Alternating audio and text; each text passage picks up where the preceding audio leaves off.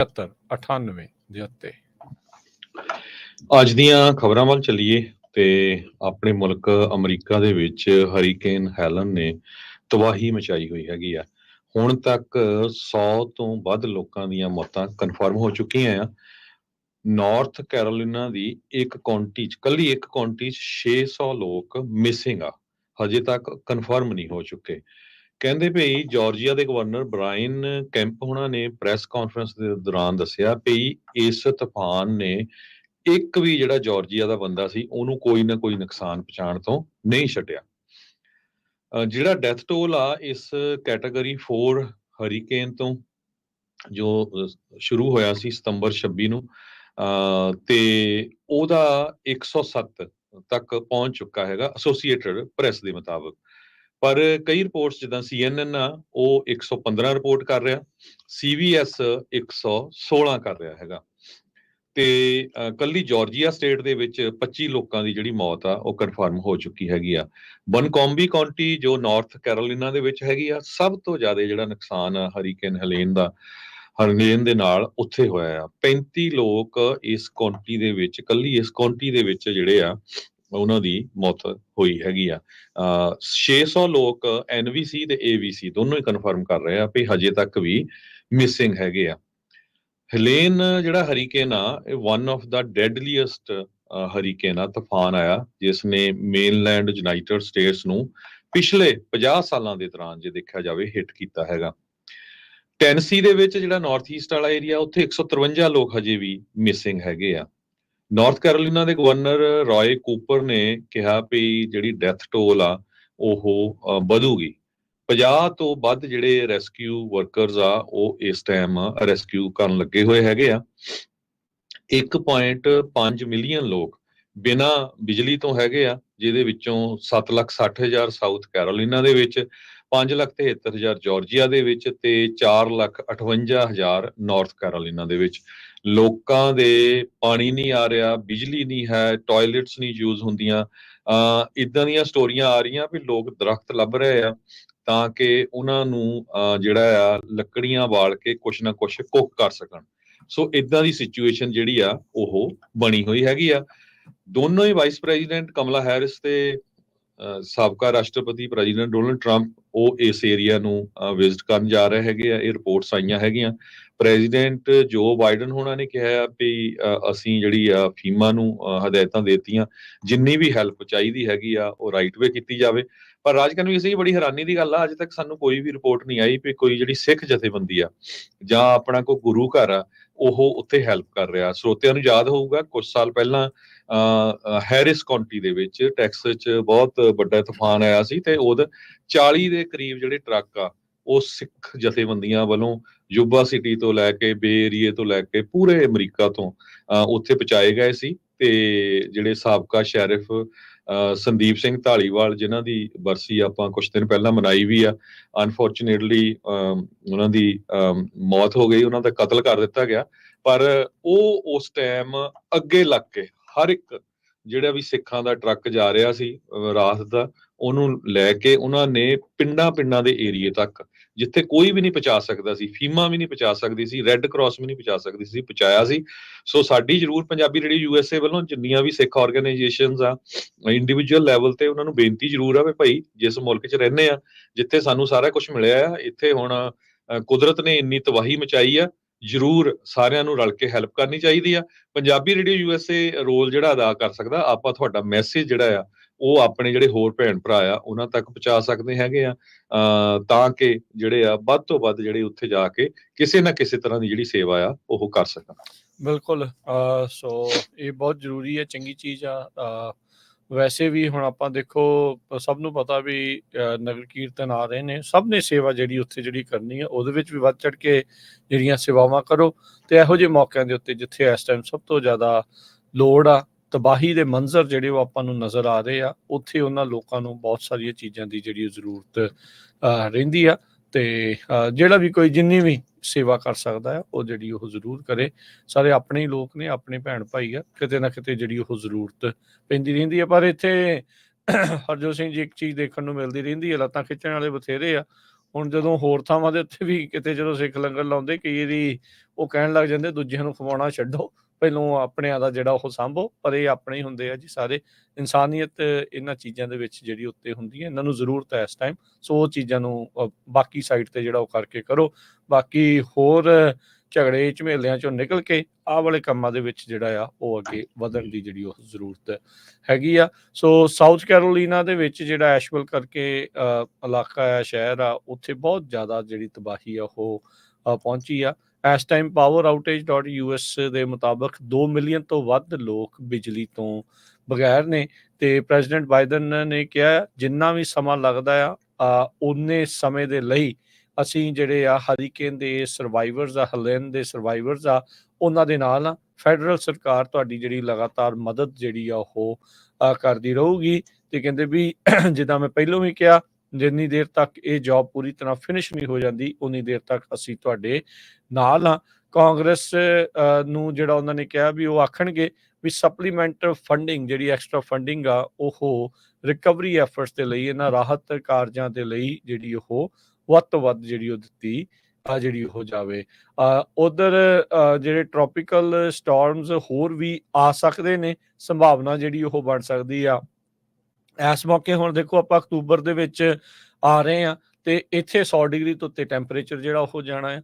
ਸੋ ਮੌਸਮ ਦੀ ਜਿਹੜੀ ਵੇਰੀਏਸ਼ਨ ਆ, ਐਕਸਟ੍ਰੀਮ ਜਿਹੜਾ ਵੈਦਰ ਆ, ਕਲਾਈਮੇਟ ਚੇਂਜ ਆ, ਇਸ ਨੇ ਦੁਨੀਆ ਦੇ ਪੈਰਾਂ ਹੇਠੋਂ ਜਿਹੜੀ ਜ਼ਮੀਨ ਕੱਢੀ ਪਈ ਆ।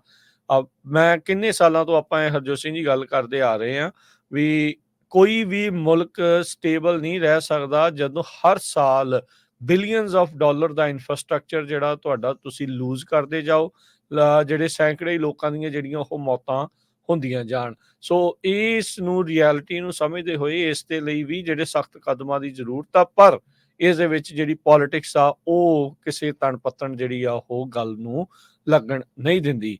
ਜਦ ਤਾਂ ਤਬਾਹੀ ਚੱਲ ਰਹੀ ਆ, ਮੀਂਹ ਪੈ ਰਹੇ ਆ, ਇਹ ਪਾਣੀ ਆ ਰਿਹਾ ਆ, ਉਦੋਂ ਵੱਖਰੀ ਆ, ਪਰ ਜਦੋਂ ਮੀਂਹ ਹਟ ਜਾਂਦੇ ਆ, ਪਾਣੀ ਖੜ ਜਾਂਦਾ ਆ, ਉਦੋਂ ਬਿਮਾਰੀਆਂ ਦਾ ਡਰ, ਉਦੋਂ ਲੋਕਾਂ ਨੂੰ ਅਸਲ 'ਚ ਜਿਹੜਾ ਉਦੋਂ ਪਤਾ ਲੱਗਦਾ ਹੈ ਵੀ ਘਰਾਂ ਦੇ ਵਿੱਚ ਕਿੰਨੀ ਜਿਹੜੀ ਤਬਾਹੀ ਆ, ਕਿੰਨੀ ਜਿਹੜੀ ਗਾਰ ਆ ਉਹ ਉੱਥੇ ਤੱਕ ਜਿਹੜੀ ਉਹ ਪਹੁੰਚੀ ਹੋਈ ਆ।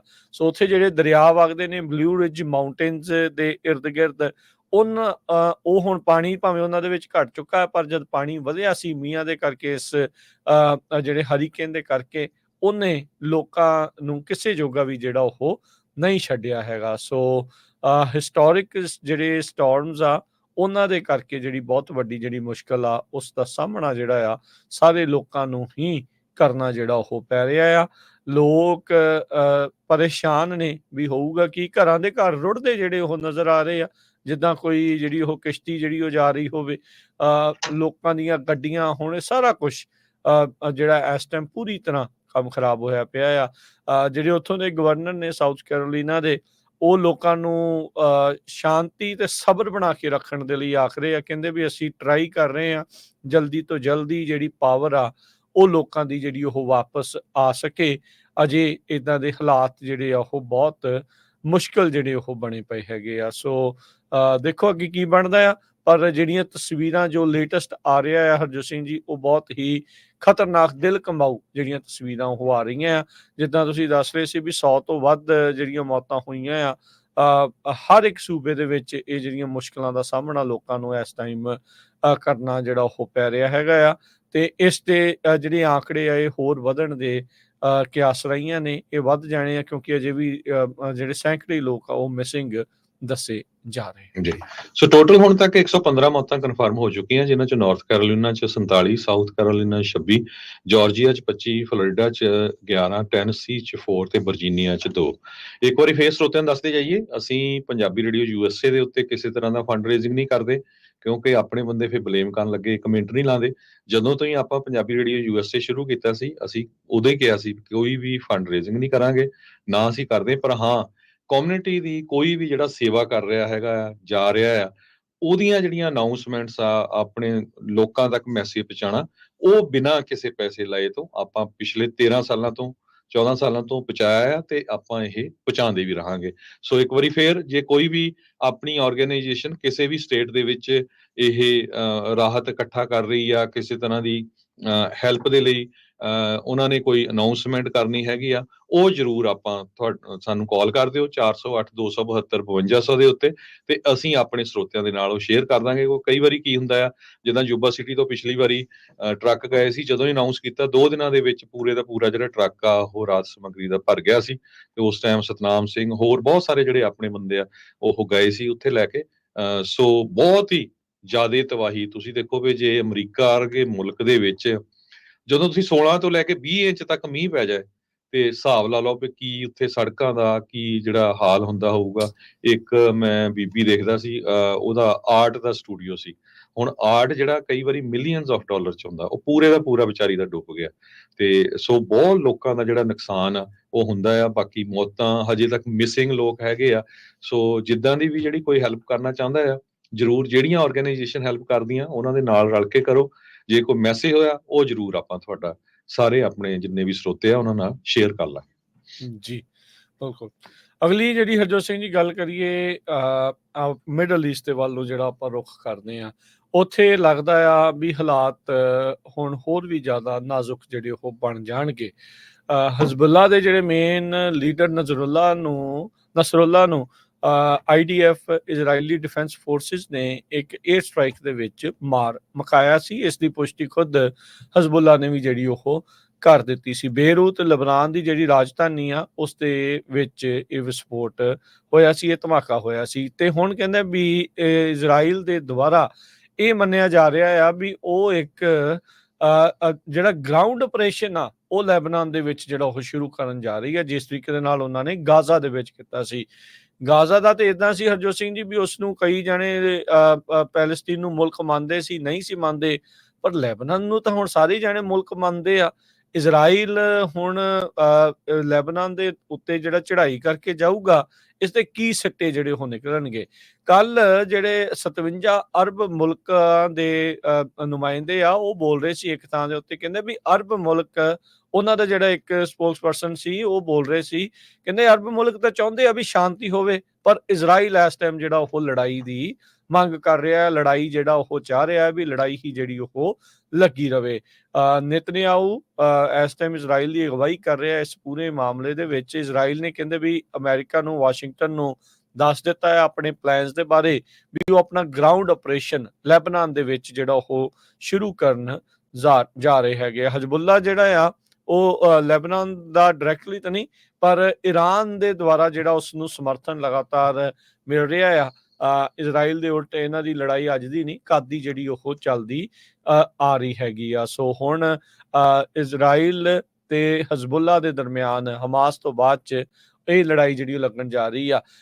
ਇਜ਼ਰਾਈਲ ਡਿਫੈਂਸ ਫੋਰਸਿਸ ਵਾਲੇ ਨੇ ਵੀ ਕਿਹਾ ਵੀ ਬੇਰੂਤ ਦੇ ਸਬਰਬਸ ਦੇ ਵਿੱਚ ਉਹਨਾਂ ਨੇ ਇੱਕ ਹੋਰ 에ਅਰ ਸਟ੍ਰਾਈਕ ਕੀਤੀ ਹੈ, ਜਿੱਥੇ ਇਹ ਮੰਨ ਰਹੇ ਆ ਵੀ ਹਮਾਸ ਦਾ ਇੱਕ ਹੋਰ ਜਿਹੜਾ ਤਗੜਾ ਲੀਡਰ ਆ ਉਸ ਨੂੰ ਉੱਥੇ ਉਹਨਾਂ ਨੇ ਮਾਰ ਮੁਕਾਇਆ ਆ। ਉਧਰ ਹਜ਼ਬੁੱਲਾ ਦੇ ਜਿਹੜੇ ਡਿਪਟੀ ਹੈਗੇ ਨੇ ਇਸ ਟਾਈਮ ਨਸਰੁੱਲਾ ਤੋਂ ਬਾਅਦ ਚ ਸ਼ੇਖ ਨੀਮ ਕਸੀਮ, ਉਸ ਨੇ ਕਹਿੰਦੇ ਵੀ ਸੰਬੋਧਨ ਕੀਤਾ ਆ ਉੱਥੇ ਵੀ ਅਸੀਂ ਇਸ ਦਾ ਬਦਲਾ ਜਿਹੜਾ ਉਹ ਲਵਾਂਗੇ। ਉਧਰ ਈਰਾਨ ਦੇ ਜਿਹੜੇ ਲੀਡਰਸ ਆ ਉਹਨਾਂ ਨੇ ਵੀ ਕਿਹਾ ਵੀ ਇਸ ਦਾ ਬਦਲਾ ਲਿਆ ਜਾਊਗਾ, ਕਦੋਂ ਤੇ ਕਿੱਥੇ ਇਹਦੇ ਬਾਰੇ ਜਿਹੜਾ ਉਹਨਾਂ ਨੇ ਕੋਈ ਜਾਣਕਾਰੀ ਨਹੀਂ ਦਿੱਤੀ ਹੈਗੀ। ਲਬਨਾਨ ਦੇ ਵਿੱਚ ਜਿਹੜੀ ਇਸ ਟਾਈਮ ਬੰਬਾਰਡਮੈਂਟ ਆ ਉਹ ਲਗਾਤਾਰ ਜਾਰੀ ਹੈਗੀ ਆ। ਲਬਨਾਨ ਦੇ ਜਿਹੜੇ ਪ੍ਰਾਈਮ ਮਿਨਿਸਟਰ ਆ ਉਹਨਾਂ ਨੇ ਕੂਟਨੀਤਿਕ ਤੌਰ ਦੇ ਉੱਤੇ ਡਿਪਲੋਮੇਸੀ ਕਰਨ ਦੀ ਜਿਹੜੀ ਉਹ ਕੋਸ਼ਿਸ਼ ਕਰ ਰਹੇ ਆ ਨੇਤਨਯਾਹੂ ਦੇ ਨਾਲ, ਪਰ ਉਹ ਕਿਸੇ ਤਣ ਪੱਤਣ ਅਜੇ ਜਿਹੜੀ ਉਹ ਨਹੀਂ ਲੱਗ ਰਹੀ, ਕਿਉਂਕਿ ਅੱਜ ਜਿਹੜੀ ਨਵੀਂ ਬ੍ਰੇਕਿੰਗ ਨਿਊਜ਼ ਇਹ ਆ ਰਹੀ ਆ ਵੀ ਇਜ਼ਰਾਈਲ ਵਾਲੇ ਗਰਾਊਂਡ ਆਪਰੇਸ਼ਨ ਲਬਨਾਨ ਦੇ ਵਿੱਚ ਜਿਹੜਾ ਉਹ ਸ਼ੁਰੂ ਕਰਨ ਜਾ ਰਹੇ ਹੈ।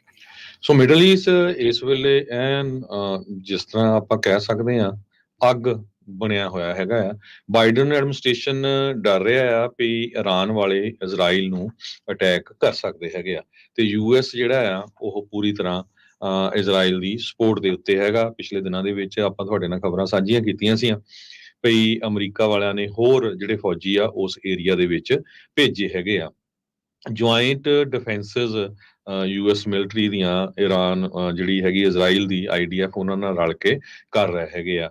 ਬਾਈਡਨ ਐਡਮਿਨਿਸਟ੍ਰੇਸ਼ਨ ਇੱਕ multinational defence of Israel spear head ਕਰ ਰਿਹਾ ਆ। ਈਰਾਨ ਨੇ ਇੱਕ ਟਾਈਮ ਦੇ ਉੱਤੇ 300 ਦੇ ਕਰੀਬ ਡਰੋਨ ਤੇ ਮਿਜ਼ਾਈਲਸ ਦਾ ਅਟੈਕ ਕੀਤਾ ਸੀ ਜਦੋਂ ਉਹਨਾਂ ਦੇ ਸੀਨੀਅਰ ਇਰਾਨੀ ਰੈਵੋਲੂਸ਼ਨਰੀ ਗਾਰਡ ਨੂੰ ਸੀਰੀਆ ਦੇ ਵਿੱਚ ਇਜ਼ਰਾਈਲ ਵੱਲੋਂ ਮਾਰ ਦਿੱਤਾ ਗਿਆ ਸੀ। ਯੂਐਸ ਆਫੀਸ਼ੀਅਲ ਹਜੇ ਤੱਕ ਤਾਂ ਡਿਕਲਾਈਨ ਕਰ ਰਹੇ ਆ ਕਿ ਕਿੱਦਾਂ ਦਾ ਈਰਾਨ ਵੱਲੋਂ ਅਟੈਕ ਹੋਊਗਾ, ਪਰ ਆਪਣੀ ਮਿਲਟਰੀ ਜ਼ੋਰ ਉਸ ਏਰੀਏ ਦੇ ਵਿੱਚ ਪਹੁੰਚਾ ਰਹੇ ਹੈਗੇ ਆ। ਪੈਂਟਾਗਨ ਨੇ ਵੀ ਸਟੇਟਮੈਂਟ ਜਾਰੀ ਕੀਤੀ ਆ ਤੇ ਕਹਿੰਦੇ ਪਈ ਜੇ ਈਰਾਨ ਵਾਲਿਆਂ ਨੇ ਅਟੈਕ ਕੀਤਾ ਤੇ ਅਸੀਂ ਜਿਹੜਾ ਆ ਉਹ ਇਜ਼ਰਾਈਲ ਦਾ ਸਾਥ ਦੇਵਾਂਗੇ। ਡਿਫੈਂਸ ਡਿਪਾਰਟਮੈਂਟ ਦੇ ਸਪੋਕਸਪਰਸਨ ਜਨਰਲ ਪੈਟਰਿਕ ਰਾਈਡਰ ਉਹਨਾਂ ਨੇ ਕਿਹਾ ਵੀ ਬਹੁਤ ਵੱਡਾ ਅਮਾਉਂਟ ਜਿਹੜਾ ਆ ਅਮਰੀਕਨ ਫੌਜੀਆਂ ਦਾ ਉਸ ਏਰੀਏ ਦੇ ਵਿੱਚ ਹਾਜ਼ਰ ਆ ਇਸ ਟਾਈਮ ਦੇ ਉੱਤੇ, ਇਨਕਲੂਡਿੰਗ ਯੂਐਸਐਸ ਐਬਰਾਹਮ ਲਿੰਕਨ ਕੈਰੀਅਰ ਸਟ੍ਰਾਈਕ ਗਰੁੱਪ ਜਿਹੜਾ ਹੈਗਾ ਆ। ਹੈਜ਼ਬੁੱਲਾ ਦੇ ਲੀਡਰ ਨੂੰ ਮਾਰਨ ਤੋਂ ਬਾਅਦ ਇਹ ਜਿਹੜੀ ਸਿਚੁਏਸ਼ਨ ਆ ਬਹੁਤ ਜ਼ਿਆਦਾ ਟੈਂਸ ਇਸ ਟਾਈਮ ਦੇ ਉੱਤੇ ਬਣੀ ਹੋਈ ਆ। ਕੱਲੀ ਉਹ ਨਹੀਂ, ਇਸ ਤੋਂ ਬਿਨਾਂ ਵੀ ਹੋਰ ਬਹੁਤ ਸਾਰੇ ਲੋਕਾਂ ਦੀਆਂ ਉੱਥੇ ਜਿਹੜੀਆਂ ਮੌਤਾਂ ਆ ਉਹ ਹੋਈਆਂ ਜਿਸ ਟਾਈਮ ਦੇ ਉੱਤੇ ਇਜ਼ਰਾਈਲ ਵਾਲਿਆਂ ਨੇ ਅਟੈਕ ਕੀਤਾ ਹੈਗਾ ਲੈਬਨਾਨ ਦੇ ਵਿੱਚ। ਸੋ ਮਿਡਲ ਈਸਟ ਦੇ ਵਿੱਚ ਇਸ ਟਾਈਮ ਜਿਹੜੀ ਸਿਚੁਏਸ਼ਨ ਆ ਉਹ ਬਹੁਤ ਖਤਰਨਾਕ ਬਣੀ ਹੋਈ ਆ ਤੇ ਬਾਈਡਨ ਹੁਣਾਂ ਦਾ ਸਮਾਂ ਵੀ ਕੁਝ ਮਹੀਨੇ ਰਹਿ ਗਿਆ ਤੇ ਉਹ ਵੀ ਕਾਫੀ ਜਿਹੜੇ ਚਿੰਤਤ ਆ ਕਿ ਜਾਂਦੇ ਜਾਂਦੇ ਜਿਹੜੀ ਉਹਨਾਂ ਦੀ ਪ੍ਰੈਜ਼ੀਡੈਂਸੀ ਆ ਕਿਤੇ ਹੋਰ ਨਾ ਇਸ ਜੰਗ ਨੂੰ ਵਧਾ ਦੇਵੇ। ਜੀ ਬਿਲਕੁਲ, ਪਤਾ ਨਹੀਂ ਉਹਨਾਂ ਦੀ ਪ੍ਰੈਜ਼ੀਡੈਂਸੀ ਵਧਾਊਗੀ ਕਿ ਨਾਲ ਦੇ ਨਾਲ ਇਜ਼ਰਾਈਲ ਵਾਲਿਆਂ ਦੇ ਜਿਹੜਾ ਇਸ ਟਾਈਮ ਉਹਨਾਂ ਨੇ ਕੰਮ ਜਿਹੜਾ ਚੱਕਿਆ ਪਿਆ ਉਹਦੇ ਨਾਲ ਹੋਊਗੀ। ਲਬਨਾਨ ਵਾਲੇ ਦੇ ਉੱਤੇ ਹੁਣੇ ਜਿਹੜੀ ਇਹ ਰਿਪੋਰਟ ਜਿਹੜੀ ਉਹ ਆ ਰਹੀ ਆ ਵੀ ਇਸ ਮੌਕੇ ਜਿਹੜੇ ਇਜ਼ਰਾਈਲ ਨੇ ਹਮਾਸ ਦਾ ਜਿਹੜਾ ਲੀਡਰ ਜਿਹਦਾ ਮੈਂ ਦੱਸ ਰਿਹਾ ਆ ਵੀ ਉਸ ਨੂੰ ਕਹਿੰਦੇ ਵੀ ਲਬਨਾਨ ਦੇ ਵਿੱਚ ਜਿਹੜਾ ਉਹ ਮਾਰ ਮੁਕਾਇਆ ਆ। ਸੋ ਲੋਕਾਂ ਦਾ ਉੱਥੇ ਖਾਸਾ ਬੁਰਾ ਹਾਲ ਆ। ਰੇਡਸ ਜਿਹੜੀਆਂ ਲਗਾਤਾਰ ਜਿਹੜੀਆਂ ਉਹ ਉੱਥੇ ਵੱਜ ਰਹੀਆਂ। ਕਹਿੰਦੇ ਵੀ ਇਜ਼ਰਾਈਲੀ ਕਮਾਂਡੋ ਯੂਨਿਟਸ ਨੇ ਆਲਰੇਡੀ ਲੈਬਨਾਨ ਦੀ ਇਲਾਕੇ ਦੇ ਵਿੱਚ ਵੜ ਕੇ ਜਿਹੜੀ ਇਨਵੇਜਨ ਕਰਨੀ ਜਿਹੜੀ ਉਹ ਸ਼ੁਰੂ ਕੀਤੀ ਆ ਹਜ਼ਬੁੱਲਾ ਦੇ ਇਲਾਕਿਆਂ ਦੇ ਵਿੱਚ। ਇੱਕ ਚੀਜ਼ ਕਹਿੰਦੇ ਇੱਥੋਂ ਇਸ ਟਾਈਮ ਇਹ ਪਤਾ ਲੱਗ ਰਹੀ ਆ ਵੀ ਹਜ਼ਬੁੱਲਾ ਦਾ ਜਿਹੜਾ ਉੱਥੇ ਰੁਤਬਾ ਆ ਉਹ ਥੋੜਾ ਜਿਹਾ ਪਹਿਲਾਂ ਦੇ ਨਾਲੋਂ ਘਟ ਚੁੱਕਾ ਹੈਗਾ ਆ।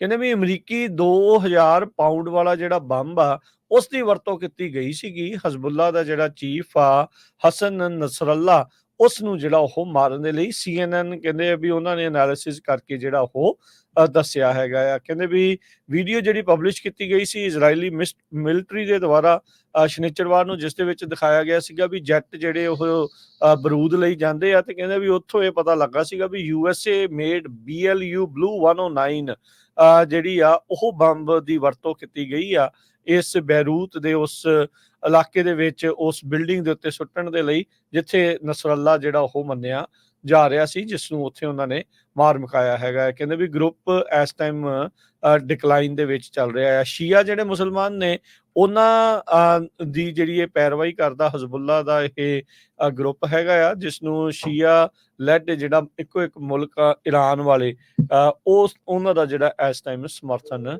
ਪ੍ਰਾਪਤ ਜਿਹੜਾ ਉਹ ਹੈਗਾ ਆ। ਸੋ ਇਜ਼ਰਾਈਲ ਨੇ ਕਿਹਾ ਵੀ ਇਰਾਨ ਨੇ ਜਿਹੜੀ ਅਸੈਸੀਨੇਸ਼ਨ ਅਟੈਂਪਟਸ ਆ ਉਹ ਉਹਨਾਂ ਦੀ ਟੈਰੀਟਰੀ ਦੇ ਵਿੱਚ ਉਸ ਨੂੰ ਵਧਾ ਦਿੱਤਾ ਹੈਗਾ ਆ। ਸੋ ਉਧਰ CNN ਜਿਹੜਾ ਉਹ ਰਿਪੋਰਟ ਕਰ ਰਿਹਾ ਵੀ ਇੱਕ ਇਜ਼ਰਾਈਲੀ ਟੈਂਕਰ ਦੇ ਉੱਤੇ ਜਿਹੜੇ ਹੌਥੀ ਰੈਬਲਸ ਆ ਯਮਨ ਦੇ ਪੋਰਟ ਦੇ ਲਾਗੇ ਉਸ ਦੇ ਉੱਤੇ ਵੀ ਜਿਹੜਾ ਉਹ ਹਮਲਾ ਕੀਤਾ ਜਾ ਸਕਦਾ ਆ। ਸੋ ਕਹਿੰਦੇ ਵੀ ਇੱਕ ਵਾਰੀ ਫਿਰ ਇਸ ਮਿਡਲ ਈਸਟ ਦੀ ਐਨ ਛੁੱਟੀਆਂ ਤੋਂ ਪਹਿਲਾਂ ਜੇ ਇੱਥੇ ਲੜਾਈ ਵੱਧਦੀ ਆ, ਪੋਰਟਸ ਦਾ ਕੰਮ ਜਿਹੜਾ ਉੱਥੇ ਠੱਪ ਹੁੰਦਾ ਆ ਜਾਂ ਉੱਥੇ ਲੜਾਈ ਓਵਰਆਲ ਵੱਧਦੀ ਆ ਤਾਂ ਕਹਿੰਦੇ ਸਪਲਾਈ ਚੇਨ ਦੇ ਉੱਤੇ ਇੱਕ ਵਾਰੀ ਫਿਰ ਜਿਹੜਾ ਉਸ ਸਾਰੇ ਚੀਜ਼ ਦਾ ਜਿਹੜਾ ਅਸਰ ਆ ਉਹ ਪੈ ਸਕਦਾ ਹੈਗਾ ਆ। ਸੋ ਇਹ ਜਿਹੜੀ ਇਸ ਟਾਈਮ ਸਥਿਤੀ ਜਿਹੜੀ ਉਹ ਚੱਲ ਰਹੀ ਹੈਗੀ ਆ ਤੇ ਇਜ਼ਰਾਈਲ ਵਾਲੇ ਇਸ ਟਾਈਮ ਕਾਲੇ ਨੇ ਤੇ ਕਹਿੰਦੇ ਵੀ ਗਰਾਊਂਡ ਆਪਰੇਸ਼ਨ ਜਲਦ ਹੀ ਲੈਬਨਾਨ ਦੇ ਵਿੱਚ ਉਹ ਸ਼ੁਰੂ ਕਰਨ ਜਾ ਰਹੇ ਨੇ। ਤੇ ਆਪਾਂ ਇੱਕ ਬ੍ਰੇਕ ਲੈਂਦੇ ਹਾਂ। ਬ੍ਰੇਕ ਤੋਂ ਬਾਅਦ ਫਿਰ ਆਪਾਂ ਬਹੁਤ ਸਾਰੀਆਂ ਹੋਰ ਖਬਰਾਂ ਆ ਕਾਫੀ ਇੰਪੋਰਟੈਂਟ। ਫੈਡਰਲ ਰਿਜ਼ਰਵ ਬੋਰਡ ਨੂੰ ਲੈ ਕੇ ਪਾਕਿਸਤਾਨ ਨੇ 1.5 ਲੱਖ ਆਪਣੇ ਗਵਰਨਮੈਂਟ EMPLOYE ਜਿਹੜੇ ਆ ਲੇ ਆਫ ਕੀਤੇ ਹੈਗੇ ਆ। ਆਸਟਰੀਆ ਦੇ ਵਿੱਚ ਫਾਰ ਰਾਈਟ ਗਵਰਨਮੈਂਟ ਆ ਗਈ ਆ, ਜਿਸ ਤਰ੍ਹਾਂ ਯੂਰਪ ਦੇ ਹੋਰ ਮੁਲਕਾਂ 'ਚ ਆ ਰਹੀ ਆ। ਉਹ ਸਾਰਾ ਕੁਝ ਆਪਾਂ ਤੁਹਾਡੇ ਨਾਲ ਡਿਸਕਸ ਕਰਾਂਗੇ।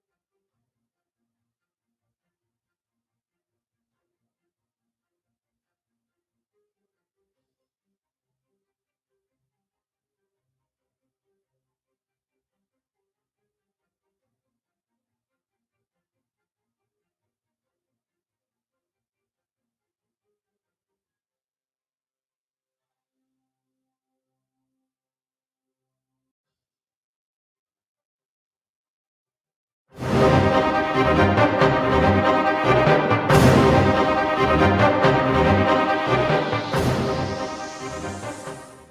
तो बाद एक बारी फिर आप सबका स्वागत है। सो तो प्रोग्राम चल रहा है जी अपना इस मौके अपडेट अमेरिका। हरजोत सिंह जी जी ਨੂੰ ਇੱਕ ਵਾਰੀ ਫਿਰ ਸਵਾਗਤ ਹੈ। ਸਤਿ ਸ਼੍ਰੀ ਅਕਾਲ ਜੀ।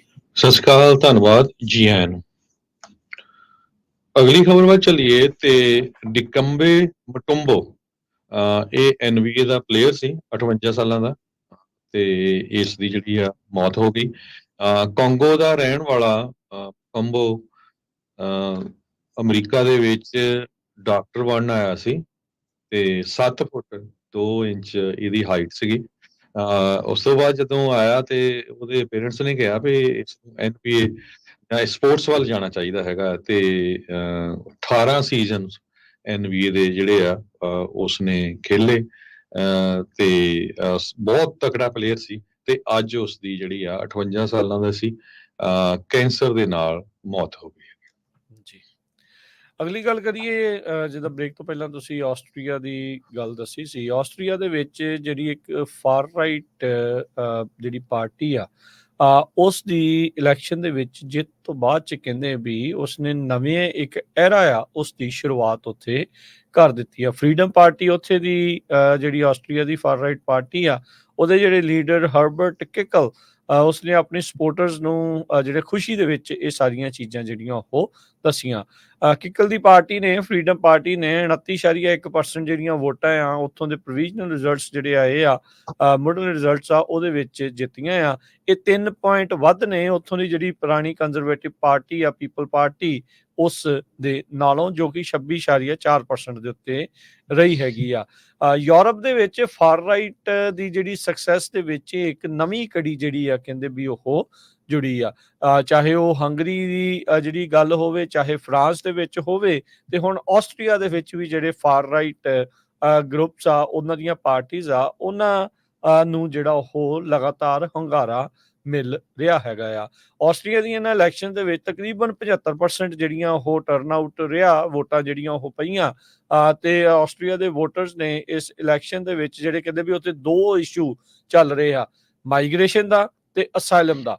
ਉਸ ਨੂੰ ਲੈ ਕੇ ਮੁੱਖ ਤੌਰ ਦੇ ਉੱਤੇ ਜਿਹੜੀ ਉਹਨਾਂ ਨੇ ਵੋਟ ਜਿਹੜੀ ਉਹ ਪਾਈ ਆ। ਤੇ ਨਾਲ ਦੇ ਨਾਲ ਜਿਹੜਾ ਯੂਕਰੇਨ ਦੀ ਲੜਾਈ ਦੇ ਕਰਕੇ ਉੱਥੇ ਜਿਹੜੀ ਇਕਨੋਮੀ ਦੇ ਉੱਤੇ ਅਸਰ ਪਿਆ ਆ, ਉਹ ਵੀ ਇੱਕ ਇਸ਼ੂ ਜਿਹੜਾ ਉਹ ਰਿਹਾ ਹੈਗਾ ਆ। ਕਹਿੰਦੇ ਵੀ ਅੱਧਾ ਜਿਹੜਾ ਮੈਪ ਆ ਆਸਟਰੀਆ ਦਾ ਉਹ ਬਲੂ ਟਰਨ ਹੋ ਗਿਆ, ਯਾਨੀ ਕਿ ਇਹ ਫਰੀडम ਪਾਰਟੀ ਦੇ ਹੱਕ ਦੇ ਵਿੱਚ ਜਿਹੜਾ ਉਹ ਟਰਨ ਹੋ ਗਿਆ। ਸੋ ਕਹਿੰਦੇ ਵੀ ਉੱਥੋਂ ਦੇ ਉਹਨਾਂ ਦੀ ਪਾਰਟੀ ਦੇ ਜਿਹੜੇ ਜਨਰਲ ਸਕੱਤਰ ਆ ਮਾਈਕਲ, ਉਹਨਾਂ ਨੇ ਕਿਹਾ ਵੀ ਇੱਥੋਂ ਦੇ ਬੰਦੇ ਤੇ ਬੁੜੀਆਂ ਨੇ ਜਿਹੜੀ ਵੋਟ ਪਾ ਕੇ ਅੱਜ ਇੱਕ ਨਵਾਂ ਇਤਿਹਾਸ ਜਿਹੜਾ ਆ ਉਹ ਸਿਰਜ ਦਿੱਤਾ ਹੈਗਾ ਆ। ਸੋ ਲਗਾਤਾਰ ਜੇ ਦੇਖਿਆ ਜਾਵੇ ਤਾਂ ਯੂਰਪ ਦੇ ਵਿੱਚ ਫਾਰ ਰਾਈਟ ਦਾ ਇਸ ਟਾਈਮ ਪਸਾਰ ਜਿਹੜਾ ਉਹ ਵੱਧਦਾ ਜਾ ਰਿਹਾ ਆ। ਇਹ ਯੂਰਪ ਹੀ ਨਹੀਂ, ਪੂਰੀ ਦੁਨੀਆ ਭਰ ਦੇ ਵਿੱਚ ਇੱਕ ਇਸ ਟਾਈਮ ਐਸੀ ਹਵਾ ਜਿਹੜੀ ਉਹ ਚੱਲ ਰਹੀ ਆ, ਜਿਸ ਦੇ ਵਿੱਚ ਹੁਣ ਉੱਥੇ ਤਾਂ ਕਹਿਣ ਨੂੰ ਦੂਜੀ ਪਾਰਟੀ ਕੰਜ਼ਰਵੇਟਿਵ ਹੀ ਆ, ਪਰ ਜਿਹੜੀ ਉਸ ਤੋਂ ਵੀ ਐਕਸਟ੍ਰੀਮ ਵਾਲੇ ਪਾਸੇ ਨੂੰ ਥੋੜਾ ਹੋਰ ਵੀ ਗਾਂ ਨੂੰ ਜਿਹੜਾ ਉਹ ਚੱਲ ਜਾਓ ਤਾਂ ਉੱਥੇ ਮੁੱਦਾ ਜਿਹੜਾ ਉਹ ਬਣਦਾ ਜਾ ਰਿਹਾ ਆ। ਮਾਈਗ੍ਰੇਸ਼ਨ, ਅਸਾਈਲਮ, ਇਹ ਇਕਨੋਮੀ, ਇਹ ਜਿਹੜੇ 3 ਇਸ਼ੂ ਆ ਦੁਨੀਆ ਭਰ ਦੇ ਵਿੱਚ ਇਸ ਟਾਈਮ ਹਰ ਇੱਕ ਇਲੈਕਸ਼ਨ ਦੇ ਉੱਤੇ ਜਿਹੜਾ ਉਹ ਆਪਣਾ ਅਸਰ ਛਾਪ ਜਿਹੜੀ ਉਹ ਛੱਡਦੇ ਜਾ ਰਹੇ ਨੇ। ਜੀ, ਸਰੋਤਿਆਂ ਵਾਸਤੇ ਆਈ ਆਸਟਰੀਆ ਦੇ ਵਿੱਚ ਜਿਹੜੀ ਪਾਰਟੀ ਜਿੱਤੀ ਆ, ਹੁਣ ਇਹ ਸਰਕਾਰ ਬਣਾਉਣ ਦੀ ਕੋਸ਼ਿਸ਼ ਕਰ ਰਹੀ ਆ।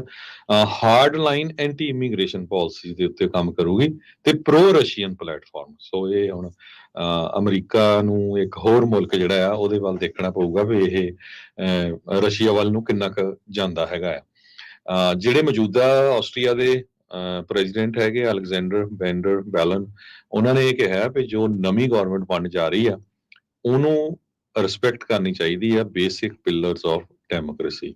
ਪਰ ਜਿਨ੍ਹਾਂ ਲੋਕਾਂ ਨੇ ਜਿਤਾਇਆ ਹੈਗਾ ਜਿਸ ਇਸ਼ੂ ਦੇ ਉੱਤੇ, ਸੋ ਨੈਚੁਰਲੀ ਉਹ ਇਸ ਇਸ਼ੂ ਦੇ ਉੱਤੇ ਵਰਕਆਊਟ ਕਰਨਗੇ। ਪਰ ਓਵਰਆਲ ਜਿਸ ਤਰ੍ਹਾਂ ਨੀਦਰਲੈਂਡ, ਹੋਰ ਫਰਾਂਸ 'ਚ ਵੀ ਕੀ ਚੱਲ ਰਿਹਾ, ਜਰਮਨ 'ਚ, ਹੁਣ ਆਸਟਰੀਆ ਹੋ ਗਿਆ, ਆਪਣੇ ਗੁਆਂਢੀ ਮੁਲਕ ਕੈਨੇਡਾ ਦੇ ਵਿੱਚ ਐਂਟੀ ਇਮੀਗ੍ਰੈਂਟ ਵੇਵ ਬਹੁਤ ਜ਼ਿਆਦਾ ਚੱਲੀ ਹੋਈ ਹੈਗੀ ਆ।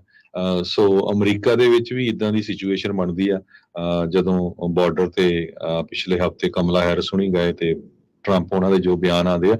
ਸੋ ਓਵਰਆਲ ਪੂਰੀ ਦੁਨੀਆ ਦੇ ਵਿੱਚ ਇਹ ਜਿਹੜੇ ਇਸ਼ੂਜ਼ ਆ, immigration, illegal immigration, economy, inflation, ਇਹ ਸਾਰਾ ਕੁਝ ਲੈ ਕੇ ਸਰਕਾਰਾਂ ਜਿਹੜੀਆਂ ਆ ਉਲਟ ਪੁਲਟ ਹੋ ਰਹੀਆਂ ਹੈਗੀਆਂ। ਜੀ। ਅਗਲੀ ਖਬਰ ਵੱਲ ਚੱਲੀਏ ਰਾਜਕਨਵੀਰ ਸਿੰਘ ਜੀ। ਪਾਕਿਸਤਾਨ ਤੋਂ ਆ ਰਹੀ ਹੈ। ਆਪਾਂ ਜਿਹੜੇ ਇੰਡੀਆ ਬਾਰੇ ਤਾਂ ਬਹੁਤ ਵਾਰ ਗੱਲ ਕਰਦੇ ਰਹਿੰਦੇ ਆ। ਪਾਕਿਸਤਾਨ ਦੇ ਹਾਲਤ ਬੜੇ ਬੁਰੇ ਆ। ਪਾਕਿਸਤਾਨ ਦੀ ਸਰਕਾਰ ਨੇ 1.5 ਲੱਖ ਆਪਣੇ ਜਿਹੜੇ ਗਵਰਨਮੈਂਟ ਦੇ EMPLOYEES ਆ ਉਹਨਾਂ ਨੂੰ ਜੌਬ ਤੋਂ ਕੱਢ ਦਿੱਤਾ ਹੈਗਾ ਆ। 6 ਮਿਨਿਸਟਰੀਆਂ ਉਹਨਾਂ ਨੇ ਡਿਸੋਲਵ ਕਰ ਦਿੱਤੀਆਂ। IMF ਨੇ ਇੰਟਰਨੈਸ਼ਨਲ ਮੋਨਿਟਰੀ ਫੰਡ ਜਿਹੜਾ ਉਹਨਾਂ ਨੇ ਡੀਲ ਹੀ ਤਾਂ ਹੀ ਬਣਾਈ ਆ ਕਿ $7 ਬਿਲੀਅਨ ਆਪਾਂ ਤੁਹਾਨੂੰ ਲੋਨ ਦੇਵਾਂਗੇ ਤੇ ਜੇ ਤੁਸੀਂ ਆਹ ਕੰਮ ਕਰੋਗੇ ਤੁਹਾਡਾ ਜਿਹੜਾ ਖਰਚਾ ਘਟੂਗਾ। ਫਾਈਨੈਂਸ ਮਿਨਿਸਟਰ ਮੁਹੰਮਦ ਔਰੰਗਜ਼ੇਬ ਉਹਨਾਂ ਨੇ ਇਹ ਕਿਹਾ ਵੀ ਸਾਨੂੰ ਇਹ ਜਿਹੜੀਆਂ ਪਾਲਿਸੀਆਂ ਲਾਗੂ ਕਰਨੀਆਂ ਪਊਗੀਆਂ, ਨਹੀਂ ਤਾਂ ਜਿਹੜਾ ਸਾਡਾ ਮੁਲਕ ਆ ਉਹਦੇ ਜਿਹੜੇ ਪੱਤੇ ਆ ਉਹ ਵਿਕ ਚੁੱਕੇ ਹੈਗੇ ਆ। ਤੁਹਾਨੂੰ ਪਤਾ ਹੀ ਆ ਵੀ ਅੱਜ ਦੀ ਰੇਟ ਦੇ ਵਿੱਚ ਇੱਕ $US ਪਾਕਿਸਤਾਨ ਦੇ 280-82 ਰੁਪਏ ਦੇ ਬਰਾਬਰ ਹੈਗਾ ਆ। ਤੇ IMF ਨੇ ਇਸ ਸੈਟਲਮੈਂਟ ਤੋਂ ਬਾਅਦ ਐਗਰੀ ਕਰ ਗਏ ਆ। ਉਹ ਕਹਿੰਦੇ ਵੀ ਅਸੀਂ ਪਾਕਿਸਤਾਨ ਨੂੰ $1 ਬਿਲੀਅਨ ਦੀ ਜਿਹੜੀ ਆ ਪੈਕੇਜ ਆ ਉਹ ਰਿਲੀਜ਼ ਕਰਾਂਗੇ ਸਤੰਬਰ 26 ਤੋਂ ਬਾਅਦ। ਤੇ ਐਜ਼ ਲੌਂਗ ਐਜ਼ ਜਿਹੜਾ ਪਾਕਿਸਤਾਨ ਮੁਲਕ ਆ ਉਹ ਇਹ ਸਾਰੇ ਖਰਚੇ ਜਿਹੜੇ ਵਾਧੂ ਖਰਚੇ ਆ ਉਸ ਨੂੰ ਕੱਟ ਕਰੇ, ਆਪਣਾ ਟੈਕਸ ਟੂ GDP ਰੇਸ਼ੋ ਉਸ ਨੂੰ ਵਧਾਏ, ਤੇ ਜਿਹੜੇ ਨੌਨ ਟ੍ਰੈਡੀਸ਼ਨਲ ਸੈਕਟਰਸ ਆ ਜਿਸ ਤਰ੍ਹਾਂ ਐਗਰੀਕਲਚਰ ਆ ਜਾਂ ਰੀਅਲ ਸਟੇਟ ਉਹਦੇ ਉੱਤੇ ਟੈਕਸ ਲਾਓ। ਸੋ ਇਹ ਸੇਮ ਪਾਲਿਸੀ ਆ ਜਿੱਦਾਂ ਮੋਦੀ ਹੁਣੀ ਕਿਸਾਨਾਂ ਦੇ ਉੱਤੇ ਜਿਹੜਾ ਟੈਕਸ ਲਾਉਣ ਨੂੰ ਫਿਰਦੇ ਸੀ। ਹੋਰ ਬਹੁਤ ਸਾਰੀਆਂ ਆਪਾਂ ਜਿਹੜੇ 3 ਕਾਲੇ ਕਾਨੂੰਨ ਬਿੱਲ ਆ ਉਹ ਵੀ ਇੱਕ ਤਰ੍ਹਾਂ ਨਾਲ ਇਹ ਜਿਹੜਾ ਇੰਟਰਨੈਸ਼ਨਲ ਲੈਵਲ ਤੇ ਜੋ ਕੁਝ ਵਾਪਰਿਆ ਉਹ ਉਹਦਾ ਹਿੱਸਾ ਹੈਗਾ। ਤੇ ਇਹ ਵੀ ਕਿਹਾ ਉਹਨਾਂ ਨੇ ਵੀ ਜਿਹੜੀਆਂ ਸਬਸਿਡੀਜ਼ ਆ ਉਹ ਸਾਰੀਆਂ ਬੰਦ ਕਰੋ ਤੇ transfer some fiscal responsibilities to provinces. ਜਿਹੜੇ ਫਿਸਕਲ ਤੁਹਾਡੇ ਖਰਚੇ ਆ ਉਹ ਸਟੇਟਾਂ ਦੇ ਉੱਤੇ ਵੀ ਜਿਹੜਾ ਪਾਏ ਜਾਣ। ਸੋ ਹੁਣ ਦੇਖੋ ਇਹ ਤੋਂ ਬਾਅਦ ਪਾਕਿਸਤਾਨ ਦੇ ਵਿੱਚ ਕੀ ਹੁੰਦਾ ਜਦੋਂ 1.5 ਲੱਖ ਗਵਰਨਮੈਂਟ ਦਾ EMPLOYEE ਲੇ ਆਫ ਹੋ ਜਾਂਦਾ, ਉੱਥੇ ਕਿੰਨਾ ਕੁ ਜਿਹੜਾ ਆ ਰੌਲਾ ਰੱਪਾ ਪਊ। ਬਿਲਕੁਲ ਉੱਥੇ ਹਾਹਾਕਾਰ ਪਹਿਲੋਂ ਮਚੀ ਪਈ ਹੈ ਤੇ ਇਹਨਾਂ ਨੇ ਵੀ ਜਿਹੜਾ ਹੁਣ ਰੌਲਾ ਜਿਹੜਾ ਉਹ ਪਾਉਣਾ ਹੀ ਪਾਉਣਾ ਹੈ। ਅਗਲੀ ਜਿਹੜੀ ਹਰਜੋਤ ਸਿੰਘ ਜੀ ਗੱਲ ਕਰਦੇ ਜਾਈਏ, ਰਵਾਂਡਾ ਤੋਂ ਵੀ ਜਿਹੜੀ ਖਬਰ ਆ ਰਹੀ ਹੈ ਯੂਰਪ ਤੋਂ, ਜਿੱਥੇ ਕਹਿੰਦੇ ਵੀ ਇਬੋਲਾ ਵਰਗਾ ਇੱਕ ਹੋਰ ਵਾਇਰਸ ਮਾਰਬਰਗ ਵਾਇਰਸ ਦੇ ਕਰਕੇ 8 ਜਾਣਿਆਂ ਦੀਆਂ ਮੌਤਾਂ ਹੋ ਚੁੱਕੀਆਂ ਆ। ਉਸ ਨੂੰ ਇੱਕ ਆਊਟਬ੍ਰੇਕ ਆਲਰੇਡੀ ਘੋਸ਼ਿਤ ਉੱਥੇ ਕਰ ਦਿੱਤਾ ਗਿਆ। ਕਹਿੰਦੇ ਵੀ ਬਹੁਤ ਹੀ ਜ਼ਿਆਦਾ ਕੰਟੇਜੀਅਸ ਆ, ਬਹੁਤ ਜ਼ਿਆਦਾ ਇਹ ਫੈਲਦਾ ਆ। ਅਜੇ ਕੁਛ ਦਿਨ ਹੀ ਹੋਏ ਸੀ ਇਸ ਨੂੰ ਆਊਟਬ੍ਰੇਕ ਜਿਹੜੀ ਉਹ ਘੋਸ਼ਿਤ ਕੀਤੀ ਗਈ ਸੀ। ਹੈਮਰੇਜ ਕਹਿੰਦੇ ਵੀ ਇਸ ਦੇ ਨਾਲ ਫੀਵਰ ਜਿਹੜਾ ਆ ਉਹ ਹੋ ਜਾਂਦਾ ਆ। ਇਸ ਮੌਕੇ ਇਸ ਦੀ ਕੋਈ ਵੀ ਆਥੋਰਾਈਜ਼ਡ ਵੈਕਸੀਨ ਜਾਂ ਟ੍ਰੀਟਮੈਂਟ ਮੌਜੂਦ ਨਹੀਂ ਹੈਗੀ। ਇਬੋਲਾ ਜਿਹੜਾ ਵਾਇਰਸ ਆ ਤੇ ਜਿਹੜਾ ਮਾਰਬਰਗ ਵਾਇਰਸ ਆ ਇਹ ਫਰੂਟ ਬੈਟਸ ਜਿਹੜੀਆਂ ਚਾਮ ਚੜਕ ਹੁੰਦੀਆਂ ਆ ਉੱਥੋਂ ਓਰੀਜੀਨੇਟ ਹੁੰਦਾ ਆ ਤੇ ਲੋਕਾਂ ਦੇ ਨਾਲ ਜਦੋਂ ਉੱਥੇ ਕਲੋਜ਼ ਕੰਟੈਕਟ ਦੇ ਵਿੱਚ ਬੋਡੀਲੀ ਫਲੂਇਡਸ ਦੇ ਨਾਲ ਜਿਹੜਾ ਉਹ ਆਉਂਦਾ ਆ ਤੇ ਉਹਨਾਂ ਦੇ ਵਿੱਚ ਜਿਹੜਾ ਉਹ ਫੈਲ ਜਾਂਦਾ ਹੈਗਾ ਆ। ਸੋ ਕਹਿੰਦੇ ਵੀ ਇਹ ਸਰਫੇਸਿਸ ਦੇ ਉੱਤੇ ਇੱਥੋਂ ਤੱਕ ਕਿ ਜਿਹੜੀਆਂ ਬੈੱਡ ਸ਼ੀਟਸ ਆ ਉਹਨਾਂ ਦੇ ਜ਼ਰੀਏ ਵੀ ਅੱਗੇ ਤੋਂ ਅੱਗੇ ਫੈਲ ਜਾਂਦਾ ਹੈ। 88% ਇਸ ਦਾ ਫੇਟਲ ਰੇਟ ਆ ਵੀ ਜਿਸ ਨੂੰ ਹੋ ਜਾਂਦਾ ਹੈ ਵੀ 88% ਜਿਹੜੇ ਲੋਕ ਆ ਉਸ ਦੇ ਵਿੱਚੋਂ ਉਹ ਮਰ ਜਾਂਦੇ ਨੇ। ਰਵਾਂਡਾ ਇੱਕ ਲੈਂਡਲੌਕਡ ਕੰਟਰੀ ਹੈ ਸੈਂਟਰਲ ਅਫਰੀਕਾ ਦੇ ਵਿੱਚ। ਫਰਾਈਡੇ ਨੂੰ ਇਹਨਾਂ ਨੇ ਮਾਰਬਰਗ ਵਾਇਰਸ ਤੋਂ ਇਹ ਜਿਹੜੀ ਘੋਸ਼ਣਾ ਜਿਹੜੀ ਉਹ ਕੀਤੀ ਸੀ। 26 ਕੇਸ ਹੁਣ ਤੱਕ ਉੱਥੇ ਜਿਹੜੇ ਕਨਫਰਮ ਹੋ ਚੁੱਕੇ ਆ, ਜਿਨ੍ਹਾਂ ਚੋਂ 8 ਜਾਣਿਆਂ ਦੀ ਜਿਹੜੇ ਪੀੜਤ ਸੀਗੇ ਉਹਨਾਂ ਦੀ ਮੌਤ ਹੋਈ ਹੈ। ਉੱਥੋਂ ਦੇ ਹੈਲਥ ਮਿਨਿਸਟਰ ਸਬੀਨ ਨੇ ਜਿਹੜਾ ਉਹ ਜਾਣਕਾਰੀ ਦਿੱਤੀ ਆ। ਉਹਨਾਂ ਲੋਕਾਂ ਨੂੰ ਉਹ ਹਦਾਇਤਾਂ ਦੇ ਰਹੇ ਆ ਵੀ ਫਿਜ਼ੀਕਲ ਕੰਟੈਕਟ ਨੂੰ ਬਿਲਕੁਲ ਅਵੋਇਡ ਕਰੋ। 300 ਲੋਕ ਜਿਹੜੇ ਇਹਨਾਂ ਲੋਕਾਂ ਦੇ ਨਾਲ ਜਿਨ੍ਹਾਂ ਨੂੰ ਕਨਫਰਮ ਹੋਇਆ ਆ ਉਸ ਤੇ ਜੋ ਆਏ ਆ ਉਹਨਾਂ ਨੂੰ ਕਿਹਾ ਵੀ ਭਾਈ ਆਪਣੇ ਆਪ ਨੂੰ ਆਈਸੋਲੇਟ ਜਿਹੜਾ ਉਹ ਤੁਸੀਂ ਕਰ ਲਓ। ਹੁਣ ਇਹ ਦੇਖਣ ਵਾਲੀ ਗੱਲ ਰਹੂਗੀ ਵੀ ਭਾਈ ਇਹ ਜਿਹੜੇ ਰਵਾਂਡਾ ਤੋਂ ਜਿਹੜੇ ਲੋਕ ਆ ਹੋਰ ਕਿਸੇ ਮੁਲਕਾਂ ਦੇ ਵਿੱਚ ਤਾਂ ਨਹੀਂ ਗਏ ਹੈਗੇ ਜਿਹੜੇ ਖਾਸ ਕਰਕੇ ਪੀੜਤ ਆ ਇਸ ਵਾਇਰਸ ਤੋਂ ਜਿਹੜੇ ਉਹ ਪੀੜਤ ਆ। ਆਪਾਂ ਨੂੰ ਪਤਾ ਹੈ ਵੀ ਜਿਹੜਾ ਕੋਵਿਡ ਆ ਕਰੋਨਾ ਵਾਇਰਸ ਆ ਉਹ ਵੀ ਇਸੇ ਤਰੀਕੇ ਦੇ ਨਾਲ ਹੀ ਜਿਹੜਾ ਇੱਕ ਥਾਂ ਤੋਂ ਸ਼ੁਰੂ ਹੋ ਕੇ ਪੂਰੀ ਦੁਨੀਆ ਭਰ ਦੇ ਵਿੱਚ ਉਸ ਟਾਈਮ ਦੇ ਉੱਤੇ ਜਿਹੜਾ ਉਹ ਫੈਲ ਗਿਆ ਸੀ ਤੇ ਫਿਰ ਮਿਲੀਅਨਸ ਆਫ ਲੋਕਾਂ ਦੀਆਂ ਜਿਹੜੀਆਂ ਉਹ ਮੌਤਾਂ ਹੋਈਆਂ ਸੀ। ਵਰਲਡ ਹੈਲਥ ਆਰਗੇਨਾਈਜੇਸ਼ਨ ਕਹਿ ਰਹੀ ਆ ਵੀ ਅਸੀਂ ਇਸ ਦੀ ਮਦਦ ਦੇ ਲਈ ਰਵਾਂਡਾ ਦੀਆਂ ਅਥਾਰਟੀਜ਼ ਆ ਉਹਨਾਂ ਦੀਆਂ ਆਰਗੇਨਾਈਜੇਸ਼ਨ ਦੇ ਨਾਲ ਜਿਹੜੀ ਆ ਉਹ ਕੰਮ ਕਰ ਰਹੇ ਆ। ਸੋ ਜਿਹੜੇ ਡਾਇਰੈਕਟਰ ਜਨਰਲ ਨੇ ਟੈਡਰੋਸ ਉਹਨਾਂ ਨੇ ਜਿਹੜਾ ਸੋਸ਼ਲ ਮੀਡੀਆ ਪਲੇਟਫਾਰਮ ਐਕਸ ਆ ਉਸ ਉੱਤੇ ਜਿਹੜੀ ਉਹ ਜਾਣਕਾਰੀ ਦਿੱਤੀ ਹੈ। ਰਵਾਂਡਾ ਦੀ ਜਿਹੜੀ ਕੈਪੀਟਲ ਕਿਗਾਲੀ ਆ ਉੱਥੇ ਜਿਹੜੇ ਯੂਐਸ ਐਮਬੈਸੀ ਦੇ ਵਿੱਚ ਰਹਿ ਰਹੇ ਲੋਕ ਆ, ਉਹਨਾਂ ਨੂੰ ਯੂਐਸ ਵਾਲਿਆਂ ਨੇ ਕਿਹਾ ਵੀ ਭਾਈ ਤੁਸੀਂ ਰਿਮੋਟਲੀ ਕੰਮ ਕਰੋ ਤੇ ਆਫਿਸ ਜਾਣ ਦੀ ਜਿਹੜੀ ਉਹ ਤੁਹਾਨੂੰ ਜ਼ਰੂਰਤ ਨਹੀਂ ਹੈਗੀ। ਮਾਰਬਰਗ ਆਊਟਬ੍ਰੇਕ ਤੇ ਇੰਡੀਵਿਜੂਅਲ ਕੇਸਿਸ, ਇਸ ਤੋਂ ਇਲਾਵਾ ਅਫਰੀਕਾ ਦੇ ਜਿਹੜੇ ਹੋਰ ਮੁਲਕ ਤੰਜ਼ਾਨੀਆ, ਗਿਨੀ, ਅੰਗੋਲਾ, ਕੋਂਗੋ, ਕੀਨੀਆ, ਸਾਊਥ ਅਫਰੀਕਾ, ਯੁਗਾਂਡਾ, ਗਾਨਾ ਦੇ ਵਿੱਚ ਆਲਰੇਡੀ ਜਿਹੜੇ ਉਹ ਹੋ ਚੁੱਕੇ ਆ। 1967 ਦੇ ਵਿੱਚ ਪਹਿਲੀ ਵਾਰ ਇਸ ਮਾਰਬਰਗ ਵਾਇਰਸ ਦੇ ਬਾਰੇ ਜਿਹੜਾ ਉਹ ਪਤਾ ਲੱਗਾ ਸੀ। ਅਗਲੀ ਖਬਰ ਵੱਲ ਚਲੀਏ ਤੇ ਵਾਈਸ ਪ੍ਰੈਜ਼ੀਡੈਂਸ਼ੀਅਲ ਕੈਂਡੀਡੇਟਸ ਹੈਗੇ ਆ, ਉਹਨਾਂ ਦੇ ਵਿੱਚ ਡਿਬੇਟ ਹੋਣ ਜਾ ਰਹੀ ਆ। ਟਿਮ ਬਾਲਸ ਤੇ ਜੇਡੀ ਵੈਂਸ ਜੋ ਆ ਉਹ ਕੱਲ ਨੂੰ ਡਿਬੇਟ ਹੋਣੀ ਹੈਗੀ ਆ। ਸੈਨੇਟਰ ਜੇਡੀ ਵੈਂਸ ਨਵੇਂ ਆ, ਓਹਾਇਓ ਤੋਂ 2 ਸਾਲ ਹੀ ਹੋਏ ਆ ਉਹਨਾਂ ਨੂੰ ਪੋਲਿਟਿਕਸ ਆਇਆ ਨੂੰ। ਮਿਨੇਸੋਟਾ ਦੇ ਗਵਰਨਰ ਟਿਮ ਬਾਲਸ ਜੋ ਆ ਉਹ ਕਾਫੀ ਲੰਮੇ ਸਮੇਂ ਤੋਂ ਪੋਲਿਟਿਕਸ ਆ, ਪਰ ਆਪਣੀ ਸਟੇਟ ਲੈਵਲ ਤੇ ਹੀ ਹੈਗੇ ਆ। ਆਊਟਰ ਜਿੱਦਾਂ ਪੂਰੇ ਯੂਐਸਏ ਲੈਵਲ ਤੇ ਉਹਨਾਂ ਦਾ ਇੰਨਾ ਨਾਮ ਨਹੀਂ ਸੀ। ਇਹ ਡਿਬੇਟ ਐਗਜ਼ੈਕਟਲੀ 3 ਹਫ਼ਤਿਆਂ ਬਾਅਦ ਹੋਣੀ ਹੈ, ਜਦੋਂ ਪ੍ਰੈਜ਼ੀਡੈਂਟ ਡੋਨਲਡ ਟਰੰਪ ਤੇ ਵਾਈਸ ਪ੍ਰੈਜ਼ੀਡੈਂਟ ਕਮਲਾ ਹੈਰਿਸ ਉਹਨਾਂ ਦੇ ਵਿੱਚ ਜਿਹੜੀ ਆ ਡਿਬੇਟ ਹੋਈ ਸੀ। ਟਿਮ ਬਾਲਸ ਜੋ ਹੈਰਿਸ ਉਹਨਾਂ ਦੇ ਰਨਿੰਗ ਮੇਟ ਆ, ਉਹਨਾਂ ਦਾ ਕੈਰੀਅਰ ਪੋਲਿਟਿਕਸ 'ਚ ਬੜਾ ਲੌਂਗ ਹੈਗਾ, ਲੰਮਾ ਹੈਗਾ। ਤੇ ਪਰ ਮਿਨੇਸੋਟਾ ਤੋਂ ਬਾਹਰ, ਜਿਸ ਤਰ੍ਹਾਂ ਮੈਂ ਤੁਹਾਨੂੰ ਦੱਸਿਆ ਵੀ ਬਹੁਤ ਸਾਰੇ ਲੋਕ ਉਹਨਾਂ ਨੂੰ ਜਾਣਦੇ ਨਹੀਂ। ਜੋ ਬੈਂਸ ਆ ਉਹਨਾਂ ਦੀ ਇੱਕ ਬੁੱਕ ਜਿਹੜੀ ਹੈਗੀ ਆ ਹਿਲਬਲੀ ਐਲਗੀ, ਇਹ ਬੜੀ ਮਸ਼ਹੂਰ ਹੋਈ ਸੀ ਤੇ ਉਹ 2022 ਦੇ ਵਿੱਚ ਪਹਿਲੀ ਵਾਰੀ ਸੈਨੇਟ 'ਚ ਇਲੈਕਟ ਹੋਏ ਸੀ। ਮਿਲਟਰੀ 'ਚ ਵੀ ਰਹੇ ਆ, ਲਾਇਰ ਵੀ ਆ, ਕਾਫੀ ਇੰਟੈਲੀਜੈਂਟ ਹੈਗੇ ਆ। ਸੋ ਇਹਨਾਂ ਦੀ ਜਿਹੜੀ ਡਿਬੇਟ ਆ ਉਹ ਕੱਲ ਸ਼ਾਮ ਨੂੰ 9 ਵਜੇ ਈਸਟਰਨ ਟਾਈਮ ਜੋ ਆ ਉਹ ਸੀਬੀਐਸ ਵੱਲੋਂ ਕੀਤੀ ਜਾਊਗੀ। ਸੀਬੀਐਸ ਨਿਊਜ਼ ਐਂਕਰ ਤੇ ਮੈਨੇਜਿੰਗ ਐਡੀਟਰ ਨੋਰਾ ਓਡੋਨਲ ਜਿਹੜੇ ਹੁੰਦੇ ਆ ਫੇਸ ਦਾ ਨੇਸ਼ਨ ਦੇ ਮੋਡਰੇਟਰ, ਇਹ ਜੋ ਮਾਰਗਰੇਟ ਬ੍ਰੈਨਨ ਆ, ਇਹ ਡਿਬੇਟ ਉਹਨਾਂ ਦੇ ਕੁਐਸਚਨ ਆਨਸਰ ਕਰਨਗੇ। ਤੇ ਸੀਬੀਐਸ ਬ੍ਰੌਡਕਾਸਟਿੰਗ ਸੈਂਟਰ ਜੋ ਨਿਊਯਾਰਕ ਸਿਟੀ ਦੇ ਵਿੱਚ ਹੈਗਾ ਆ, ਉੱਥੇ ਇਹ ਡਿਬੇਟ ਹੋਊਗੀ। ਜੀ, ਇੱਕ ਛੋਟੀ ਜਿਹੀ ਹੋਰ ਬ੍ਰੇਕ ਲੈਂਦੇ ਹਾਂ। ਬ੍ਰੇਕ ਤੋਂ ਬਾਅਦ ਦੇ ਵਿੱਚ ਜਿਹੜੀਆਂ ਹੋਰ ਖਬਰਾਂ ਦੇ ਉੱਤੇ ਨਜ਼ਰ ਮਾਰਾਂਗੇ। ਇੱਕ ਹੋਰ ਨਿਊਕਲੀਅਰ ਪਲਾਂਟ ਚਾਲੂ ਹੋ ਸਕਦਾ ਹੈ ਅਮਰੀਕਾ ਦੇ ਵਿੱਚ, ਕੀ ਆ ਉਸ ਦੇ ਬਾਬਤ ਉਹ ਦੱਸਦੇ ਹਾਂ। ਐਜੂਕੇਸ਼ਨ ਡਿਪਾਰਟਮੈਂਟ ਨੇ ਸਟੂਡੈਂਟ ਲੋਨਸ ਦੇ ਬੋਰੋਵਰਸ ਨੂੰ ਕੀ ਹੋਰ ਨਵੀਆਂ ਹਦਾਇਤਾਂ ਦਿੱਤੀਆਂ, ਉਹ ਵੀ ਦੱਸਾਂਗੇ। ਜੁੜੇ ਰਹੋ ਇੱਦਾਂ ਹੀ ਪੰਜਾਬੀ ਰੇਡੀਓ USA ਦੇ ਨਾਲ।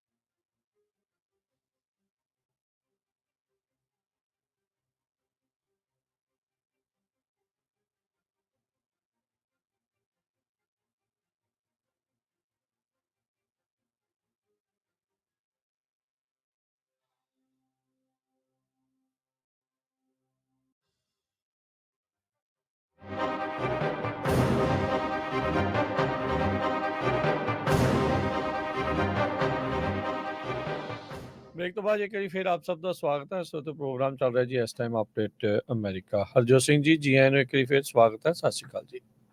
ਸਤਿ ਸ਼੍ਰੀ ਅਕਾਲ, ਧੰਨਵਾਦ ਜੀ ਆਇਆਂ ਨੂੰ। ਫੈਡਰਲ ਜਿਹੜੀ ਸਰਕਾਰ ਆ ਉਹਨਾਂ ਨੇ ਜਿਹੜਾ ਉਹ ਦੱਸਿਆ ਵੀ ਉਹਨਾਂ ਨੇ 1.5 ਬਿਲੀਅਨ ਡਾਲਰ ਦਾ ਜਿਹੜਾ ਲੋਨ ਆ ਪੈਲੀਸੇਡਸ ਕਰਕੇ ਜਿਹੜਾ ਨਿਊਕਲੀਅਰ ਪਲਾਂਟ ਆ ਉਸ ਦੇ ਵਿੱਚ ਉਹ ਦੇਣਗੇ। ਮਿਸ਼ੀਗਨ ਦੇ ਵਿੱਚ ਇਹ ਨਿਊਕਲੀਅਰ ਪਲਾਂਟ ਆ ਜਿਸ ਦੇ ਵਿੱਚ ਬਿਜਲੀ ਦਾ ਉਤਪਾਦਨ ਜਿਹੜਾ ਆ ਉਹ ਹੁਣ ਕੀਤਾ ਜਾਊਗਾ। ਕਹਿੰਦੇ ਵੀ ਇਸ ਦੇ ਨਾਲ 1.3 ਬਿਲੀਅਨ ਦੀਆਂ ਜਿਹੜੀਆਂ ਸਬਸਿਡੀਜ਼ ਆ ਉਹ ਵੀ ਦਿੱਤੀਆਂ ਜਾਣਗੀਆਂ। ਇਸ ਟਾਈਮ ਟੈਕ ਖੇਤਰ ਦੇ ਵਿੱਚ ਜਿੱਥੇ ਆਰਟੀਫਿਸ਼ੀਅਲ ਇੰਟੈਲੀਜੈਂਸ ਨੇ ਪੂਰਾ ਜ਼ੋਰ ਫੜਿਆ ਆ, ਜਿਸ ਨੂੰ ਚਲਾਉਣ ਦੇ ਲਈ ਇਵੈਂਚੁਅਲੀ ਐਨਰਜੀ ਹੀ ਲੱਗਦੀ ਆ, ਉਹ ਉਸ ਦੀ ਖਾਤਰ ਜਿਹੜੇ ਨਿਊਕਲੀਅਰ ਪਲਾਂਟਸ ਆ ਉਹਨਾਂ ਨੂੰ ਚਾਲੂ ਕੀਤਾ ਜਾ ਰਿਹਾ ਹੈ। ਇਸ ਤੋਂ ਪਹਿਲਾਂ 1-2 ਵੀਕ ਪਹਿਲਾਂ ਮਾਈਕਰੋਸਾਫਟ ਨੇ 3 ਮਾਈਲ ਆਈਲੈਂਡ ਦੇ ਵਿੱਚ ਜਿਹੜਾ ਨਿਊਕਲੀਅਰ ਪਲਾਂਟ ਆ ਉਹ ਇੱਕ એનર્ਜੀ ਕੰਪਨੀ ਦੇ ਨਾਲ ਸਮਝੌਤਾ ਕਰਕੇ ਉਸ ਨੂੰ ਮੁੜ ਚਾਲੂ ਕਰਨ ਦੀ ਗੱਲ ਕੀਤੀ ਸੀ ਤਾਂ ਜੋ ਉਹ ਆਪਣੇ ਜਿਹੜੇ ਡਾਟਾ ਸੈਂਟਰਸ ਆ ਉਹਨਾਂ ਨੂੰ ਬਿਜਲੀ ਜਿਹੜੀ ਉੱਥੋਂ ਦੇ ਸਕਣ। ਸੋ ਫੈਡਰਲ ਅਧਿਕਾਰੀਆਂ ਨੇ ਫਾਈਨਲਾਈਜ਼ ਕਰ ਲਿਆ ਆ ਵੀ ਜਿਹੜਾ ਪੈਲੀਸੇਡਸ ਨਿਊਕਲੀਅਰ ਪਲਾਂਟ ਆ ਜੋ ਕਿ ਸਾਊਥ ਵੈਸਟ ਮਿਸ਼ੀਗਨ ਦੇ ਵਿੱਚ ਪੈਂਦਾ ਆ ਉਸ ਨੂੰ ਜਿਹੜਾ ਰੀਸਟਾਰਟ ਕੀਤਾ ਜਿਹੜਾ ਉਹ ਜਾਊਗਾ। ਇਹਦਾ ਮਤਲਬ ਵੀ ਜਿਹੜੇ ਪਲਾਂਟ ਦੇ ਓਨਰ ਆ ਉਹ ਹੁਣ ਉੱਤੇ ਮਨੀ ਸਪੈਂਡ ਕਰ ਸਕਦੇ ਆ ਰਿਪੇਅਰ ਤੇ ਉਸ ਨੂੰ ਅਪਗ੍ਰੇਡ ਕਰਨ ਦੇ ਲਈ। USDEA ਡਿਪਾਰਟਮੈਂਟ ਆਫ ਐਨਰਜੀ ਤੇ ਡਿਪਾਰਟਮੈਂਟ ਆਫ ਐਗਰੀਕਲਚਰ ਉਹਨਾਂ ਨੇ ਅਨਾਉਂਸ ਕੀਤਾ ਸੀਗਾ ਅੱਜ ਇਸ ਦੇ ਜਿਹੜਾ ਉਹ ਬਾਰੇ ਵੀ 2 ਜਿਹੜੇ ਰੂਰਲ ਪੇਂਡੂ ਜਿਹੜੇ ਇਲੈਕਟ੍ਰਿਕ ਕੋਆਪਰੇਟਿਵਸ ਆ ਉਹਨਾਂ ਨੂੰ ਸਾਂਝੇ ਤੌਰ ਦੇ ਉੱਤੇ ਇਹ ਜਿਹੜੀ ਫੈਸਿਲਿਟੀ ਆ ਉਹ 1.3 ਬਿਲੀਅਨ ਡਾਲਰ ਦੇ ਵਿੱਚ ਉਹ ਖਰੀਦਣਗੇ। ਸੋ ਕਹਿੰਦੇ ਵੀ 9 ਸਤੰਬਰ ਨੂੰ ਜਿਹੜੇ ਬ੍ਰਿਜ ਮਿਸ਼ੀਗਨ ਆ ਉਹਨਾਂ ਨੇ ਪਹਿਲੀ ਵਾਰੀ ਰਿਪੋਰਟ ਕੀਤਾ ਸੀਗਾ ਇਸ ਜਿਹੜੀਆਂ ਗ੍ਰਾਂਟਸ ਆ ਉਸ ਦੇ ਜਿਹੜਾ ਉਹ ਬਾਬਤ ਮਈ 2022 ਦੇ ਵਿੱਚ ਅਖੀਰਲੀ ਵਾਰ ਇਸ ਨੂੰ ਜਿਹੜਾ ਉਹ ਬੰਦ ਕਰ ਦਿੱਤਾ ਗਿਆ ਸੀਗਾ ਮਿਸ਼ੀਗਨ ਦੇ ਇਸ ਨਿਊਕਲੀਅਰ ਪਲਾਂਟ ਦੇ ਵਿੱਚ। ਉਸ ਟਾਈਮ ਦੇ ਉੱਤੇ ਕਹਿੰਦੇ ਵੀ ਦੌਰ ਚੱਲ ਰਿਹਾ ਸੀ ਸਾਰੇ ਪਾਸੇ ਮੁਲਕ ਦੇ ਵਿੱਚ ਹੋਰ ਜਿਹੜੇ ਨਿਊਕਲੀਅਰ ਪਲਾਂਟ ਆ ਪਰਮਾਣੂ ਸ਼ਕਤੀ ਨਾਲ ਚੱਲਣ ਵਾਲੇ ਜਿਹੜੇ ਬਿਜਲੀ ਉਤਪਾਦਨ ਕੇਂਦਰ ਆ ਉਹਨਾਂ ਨੂੰ ਜਿਹੜਾ ਉਹ ਬੰਦ ਕੀਤਾ ਜਾ ਰਿਹਾ ਸੀਗਾ। ਸੋ ਹੁਣ ਮੁੜ ਦੁਬਾਰਾ ਜਿਹੜੇ ਉਹ ਚਾਲੂ ਕੀਤੇ ਜਾ ਰਹੇ ਆ। ਸੋ ਹੋਪਫੁਲੀ ਜਿਹੜਾ ਕੈਲੀਫੋਰਨੀਆ ਵਾਲਾ ਆ ਉਹ ਵੀ ਚਾਲੂ ਰਵੇ। ਨਿਊਕਲੀਅਰ ਐਨਰਜੀ ਨੂੰ ਲੈ ਕੇ ਰੌਲਾ ਤਾਂ ਪੈਂਦਾ ਰਹਿੰਦਾ ਆ, ਐਕਟਿਵਿਸਟ ਅਜੇ ਵੀ ਕਹਿੰਦੇ ਵੀ ਅਨਸੇਫ ਆ, ਪਰ ਜਿਹੜੀ ਗ੍ਰੀਨ ਐਨਰਜੀ ਦੀ ਇਹ ਗੱਲ ਕਰ ਰਹੇ ਆ ਜਿੰਨੀ ਬਿਜਲੀ ਇਹਨਾਂ ਨੂੰ ਚਾਹੀਦੀ ਆ ਉਹਦੇ ਲਈ ਲੱਗਦਾ ਤਾਂ ਇਹੀ ਆ ਵੀ ਨਿਊਕਲੀਅਰ ਪਲਾਂਟਸ ਦਾ ਜਿਹੜਾ ਸਹਾਰਾ ਲੈਣਾ ਪਵੇਗਾ। 53 ਸਾਲ ਪੁਰਾਣਾ ਹੈ ਜਿਹੜਾ ਓਵਰਆਲ ਨਿਊਕਲੀਅਰ ਪਾਵਰ ਪਲਾਂਟ ਆ। ਫੈਡਰਲ ਰਿਜ਼ਰਵ ਬੋਰਡ ਦੇ ਚੇਅਰਮੈਨ ਜਰੋਮ ਪਾਵਲ ਉਹ ਆਪਣਾ ਜਿਹੜੀ ਰੀਸੈਂਟਲੀ ਉਹਨਾਂ ਨੇ ਇੰਟਰਸਟ ਰੇਟ ਘਟਾਇਆ ਹੈਗਾ ਉਹਨੂੰ ਲੈ ਕੇ ਆਪਣੇ ਜਿਹੜੇ ਬਿਆਨ ਆ ਉਹ ਜਾਰੀ ਕਰਨ ਜਾ ਰਹੇ ਆ ਕਿਉਂਕਿ ਬਹੁਤ ਸਾਰੇ ਜਿਹੜੇ ਪ੍ਰੋਫੈਸ਼ਨਲ ਇਕੋਨੋਮਿਸਟ ਤੇ ਫੋਰਕਾਸਟਰਸ ਹੈਗੇ ਆ ਉਹਨਾਂ ਨੇ ਇਹ ਕਿਹਾ ਵੀ ਜਰੋਮ ਪਾਵਲ ਉਹਨਾਂ ਨੇ ਵੱਡੀ ਮਿਸਟੇਕ ਕੀਤੀ ਆ ਪਿਛਲੀ ਵਾਰੀ ਜਦੋਂ ਇੰਟਰਸਟ ਰੇਟ ਘਟਾਇਆ ਆ ਉਹ ਇੰਨਾ ਨਹੀਂ ਘਟਾਉਣਾ ਚਾਹੀਦਾ ਸੀ। ਸੋ ਫੈਡਰਲ ਰਿਜ਼ਰਵ ਬੋਰਡ ਦੇ ਸੰਬੰਧ ਦੇ ਵਿੱਚ 32 ਦੇ ਕਰੀਬ ਜਿਹੜੇ ਪ੍ਰੋਫੈਸ਼ਨਲ ਫੋਰਕਾਸਟਰਸ ਆ ਉਹਨਾਂ ਨੇ national association for business economics ਜੋ ਆ ਉਹਦਾ ਵੱਲੋਂ ਸਰਵੇ ਕੀਤਾ ਗਿਆ ਉਹਨਾਂ ਦਾ ਜਿਨ੍ਹਾਂ ਨੇ ਕਿਹਾ 45% ਨੇ ਕਿਹਾ ਵੀ ਇਹਨਾਂ ਨੇ ਮਿਸਟੇਕ ਕੀਤੀ ਆ ਤੇ ਜਿਹਦੇ ਨਾਲ ਆਉਣ ਵਾਲੇ 12 ਮਹੀਨਿਆਂ ਦੇ ਵਿੱਚ ਇਹ ਉਲਟਾ ਅਸਰ ਵੀ ਪੈ ਸਕਦਾ ਹੈਗਾ ਆ। ਬਹੁਤ ਸਾਰੇ ਜਿਹੜੇ ਇਕੋਨੋਮਿਸਟ ਆ ਉਹ ਇਹ ਚਾਹੁੰਦੇ ਸੀ ਵੀ ਕੁਆਟਰ ਬੇਸਿਸ ਪੁਆਇੰਟ ਹੀ ਜਿਹੜਾ ਇੰਟਰਸਟ ਰੇਟ ਘਟਾਇਆ ਜਾਵੇ, ਪਰ ਉਹਨਾਂ ਨੇ ਜਿਸ ਟਾਈਮ 0.5% ਘਟਾਇਆ ਉਸੇ ਟਾਈਮ ਇੱਕ ਹੋਰ ਸਟੇਟਮੈਂਟ ਵੀ ਦੇ ਦਿੱਤੀ ਸੀ ਵੀ ਆਉਣ ਵਾਲੇ ਮੇਬੀ ਨਵੰਬਰ ਮਹੀਨੇ ਦੇ ਵਿੱਚ ਇੱਕ ਵਾਰੀ ਹੋਰ ਇੰਟਰਸਟ ਰੇਟ ਘਟਾਇਆ ਜਾਊਗਾ, ਪਰ ਇਹ ਸ਼ੋਰ ਨਹੀਂ ਵੀ 0.5% ਜਾਂ ਕੁਆਟਰ ਬੇਸਿਸ ਪੁਆਇੰਟ। ਤੇ ਉਸ ਸੰਬੰਧ ਦੇ ਵਿੱਚ ਇਸ਼ੂ ਵੱਡੇ ਆ। ਕੱਲਾ ਜਿਹੜਾ ਇਨਫਲੇਸ਼ਨ ਨਹੀਂ ਹੈਗੇ, ਕਹਿੰਦੇ ਵੀ US ਪ੍ਰੈਜ਼ੀਡੈਂਸ਼ੀਅਲ ਇਲੈਕਸ਼ਨ ਹੋਣੀ ਆ, ਕੌਣ ਪ੍ਰੈਜ਼ੀਡੈਂਟ ਬਣਦਾ ਉਹ ਇਫੈਕਟ ਕਰੂਗਾ। US ਦੇ ਵਿੱਚ ਕਾਂਗਰਸ 'ਚ ਕਿਹਦਾ ਕੰਟਰੋਲ ਹੁੰਦਾ, ਸੈਨੇਟ 'ਚ ਕਿਹਦਾ ਕੰਟਰੋਲ ਹੁੰਦਾ।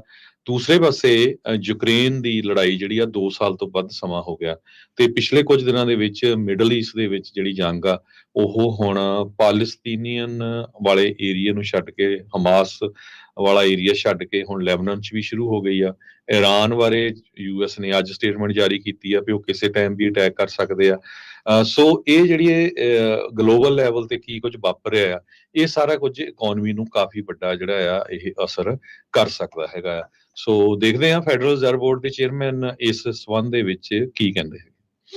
ਜੀ ਅਗਲੀ ਖਬਰ ਆਪਣੇ ਗੁਆਂਢੀ ਮੁਲਕ ਕੈਨੇਡਾ ਤੋਂ ਆ ਰਹੀ ਹੈ ਹਰਜੋਤ ਸਿੰਘ ਜੀ, ਜਿੱਥੇ ਮਹਾਰਾਜਾ ਰਣਜੀਤ ਸਿੰਘ ਦੇ ਪੁੱਤ ਦੇ ਨਾਲ ਜਿਹੜਾ ਕਹਿੰਦੇ ਵੀ ਮਾੜਾ ਸਲੂਕ ਕੀਤਾ ਗਿਆ ਆ। ਜਿਹੜੇ ਫੈਲਸਤੀਨ ਲੋਕ ਦੇ ਪ੍ਰੋ ਪੈਲਸਟੀਨੀ ਜਿਹੜੇ ਮੁਜ਼ਾਹਰਾਕਾਰੀ ਸੀਗੇ, ਉਹਨਾਂ ਨੇ ਮਹਾਰਾਜਾ ਰਣਜੀਤ ਸਿੰਘ ਦੇ ਜਿਹੜੇ ਬੁੱਤ ਆ ਉਸ ਦੇ ਉੱਤੇ ਜਿਹੜਾ ਖੀਫ ਆ, ਉਹ ਜਿਹੜਾ ਕੱਪੜਾ ਜਿਹਾ ਚੜ੍ਹਦੇ ਆ ਉਹ ਪਾਤਾ, ਨਾਲ ਉਸ ਦੀ ਬੇਹੁਰਮਤੀ ਜਿਹੜੀ ਕੀਤੀ ਆ, ਝੰਡੇ ਵੀ ਜਿਹੜੇ ਆ ਉਸ ਦੇ ਉੱਤੇ ਫੈਲਸਤੀਨ ਦੇ ਜਿਹੜੇ ਆ ਉਹ ਲਾਏ ਹੈਗੇ ਆ। ਆਮ ਤੌਰ ਦੇ ਉੱਤੇ ਸਿੱਖ ਭਾਈਚਾਰੇ ਦੇ ਵਿੱਚ ਫੈਲਸਤੀਨ ਦੇ ਲੋਕਾਂ ਦੇ ਨਾਲ ਹਮਦਰਦੀ ਆ, ਪਰ ਇਦਾਂ ਦਾ ਜਿਹੜਾ ਕੰਮ ਕਰਕੇ ਜਿਹੜੇ ਫੈਲਸਤੀਨੀ ਲੋਕ ਆ ਉਹ ਇਸ ਹਮਦਰਦੀ ਨੂੰ ਜਿਹੜਾ ਉਹ ਗਵਾ ਸਕਦੇ ਨੇ।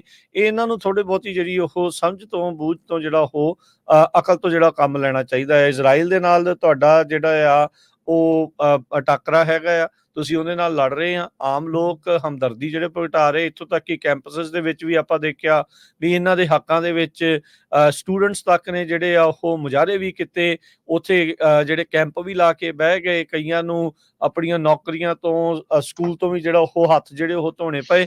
ਤੇ ਹੁਣ ਜਿਹੜੀ ਕਮਿਊਨਿਟੀ ਉਹਨਾਂ ਦਾ ਸਾਥ ਦੇ ਰਹੀ ਆ, ਉਹਨਾਂ ਦੇ ਜਿਹੜੇ ਕਹਿ ਲਓ ਵੀ ਉਹ ਜਿਹੇ ਰਾਜੇ ਮਹਾਰਾਜੇ ਜਾਂ ਅਜਿਹੇ ਲੀਡਰਸ ਆ, ਉਹਨਾਂ ਦੇ ਬੁੱਤ, ਉਹਨਾਂ ਦੀਆਂ ਜਿਹੜੇ ਸਮਾਰਕਾਂ ਦੇ ਉੱਤੇ ਇਦਾਂ ਦੇ ਪੁੱਠੇ ਕੰਮ ਕਰਕੇ ਜਿਹੜੀ ਇਹਨਾਂ ਨੇ ਮਾੜੀ ਜਿਹੜੀ ਕੰਮ ਜਿਹੜਾ ਇੱਕ ਜਿਹੜੀ ਉਹ ਪਾ ਰਹੇ ਆ।